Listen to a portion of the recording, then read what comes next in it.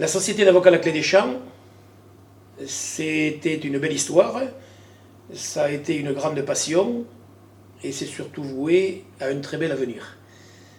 Alors sur l'histoire, c'est effectivement moi-même le fondateur de cette structure qui a eu le malheur de naître dans une famille d'agriculteurs et je suis tombé dans la marmite agricole dès ma naissance et depuis je n'en suis jamais ressorti. J'étais ingénieur agricole et juriste à la fois et j'intervenais dans des organisations professionnelles agricoles pour conseiller les agriculteurs et notamment participer au premier développement de la technique sociétaire en agriculture. La loi a évolué, la rédaction d'actes devenant réglementée, je ne pouvais plus exercer ce métier dans ce cadre initial et donc je me suis inscrit tout d'abord conseil juridique au 1er janvier 1991 et par l'effet de la loi qui a fait fusionner les avocats qu'on appelait avocats de souche à l'époque et les anciens conseils juridiques, je suis devenu avocat au 1er janvier 1992. Je me suis donc installé tout seul, avec toujours la passion de conseiller les agriculteurs. Très vite, j'ai eu 2 ou 3 juristes qui avaient la particularité d'être à la fois, comme moi, ingénieur agricole et juriste.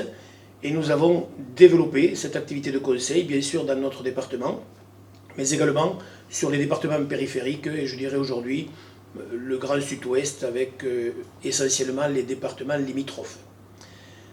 Au 1er janvier 2001, le développement de l'entreprise, qui était à l'époque individuelle, s'est transformé en CELARL, qui s'appelle CELARL La Clé des Champs.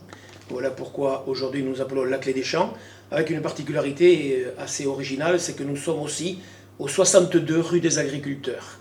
Donc tout est là pour dire notre spécialité, c'est-à-dire c'est le droit rural.